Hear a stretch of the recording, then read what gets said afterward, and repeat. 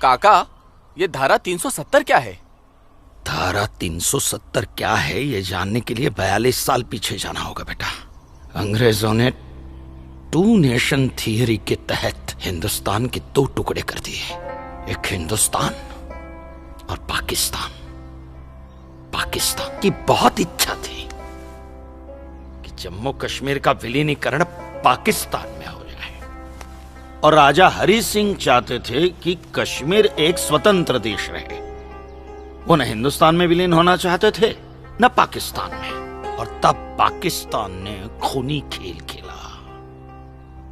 अक्टूबर 1947 में पठानी कबायलियों को जम्मू कश्मीर के खिलाफ उकसाया, कश्मीरी पंडितों का कत्लेआम करवाया। ऐसे हालात देखकर राजा हरि सिंह ने घबराकर नेहरू जी से कहा, कृपा करके आप कश्मीर को बचा लीजिए। मैं ऐसे हालात में चाहता हूं कि कश्मीर का विलीनीकरण भारत में ही हो जाए, सेना भेजिए। लेकिन जब तक भारतीय सेना कश्मीर पहुंची बहुत देर हो चुकी थी। न जाने कितने कश्मीरी पंडितों का कत्लेआम हो चुका था। कश्मीर का 1/3 हिस्सा पठानी कबायलियों ने अपने कब्जे में कर लिया था। लेकिन अपनी इस नीच हरकत के बाद भी पाकिस्तान बाज नहीं आया। पठानी कबायलियों और भारतीय सेना के बीच युद्ध जारी रखा पाकिस्तान ने। संयुक्त राष्ट्र सुरक्षा परिषद के 3 सदस्य आयोग की रिपोर्ट पर 13 अगस्त 1948 को पठानी कबायलियों और भारतीय सेना के बीच युद्ध विराम घोषित हुआ, और यह तय किया गया कि कश्मीर समस्या का हल जनमत के आधार पर ही होगा। सितंबर 1951 में मताधिकार के बाद एक बार फिर जम्मू कश्मीर के भारत में विलय की पुष्टि की गई, मगर इसी दौरान शेख अब्दुल्ला ने अपने हाथों से धारा 370 का ड्राफ्ट तैयार किया और नेहरू जी को सौंपा। सरदार पटेल और अंबेडकर साहब की मर्जी के खिलाफ 1952 में नेहरू जी ने इसे लागू भी कर दिया।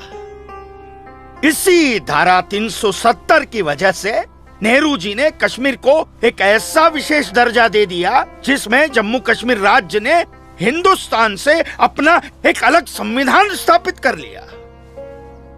इसी धारा 370 की वजह से हमारे हिंदुस्तान का राष्ट्र ध्वज अलग है और कश्मीर का भी ध्वज अलग।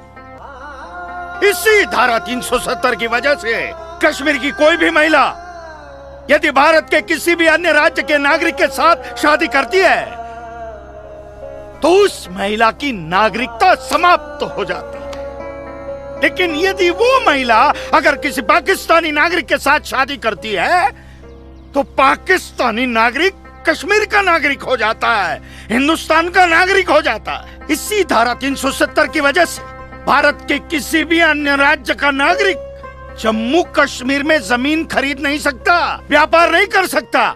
लेकिन जम्मू कश्मीर का नागरिक भारत के किसी भी अन्य राज्य में जाकर अपना व्यापार कर सकता है, जमीन खरीद सकता है, कुछ भी कर सकता है। अरे बिग लैंड एबोलिशन एक्ट क्या है पता है? यदि जम्मू कश्मीर का कोई भी मुसलमान जमीन ठेके पर लेकर खेती करता है तो कश्मीर की सरकार उस हिंदू को बिना मुआवजा दिए वो जमीन जबरन उस मुसलमान को दे सकती है। ये है बिग लैंड एबोलिशन एक्ट, ये है धारा 370-35 से, और इसी का नतीजा है ये गिरधारी जी का फैसला।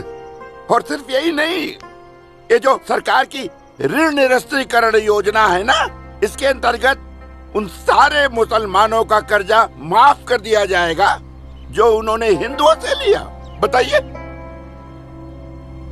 सरकारी नौकरियों में 5% का आरक्षण हम हिंदुओं के लिए किया है। सारे हिंदू कश्मीर से चले जाएं, यही चाहता है पाकिस्तान और यही चाहते थे शेख अब्दुल्ला।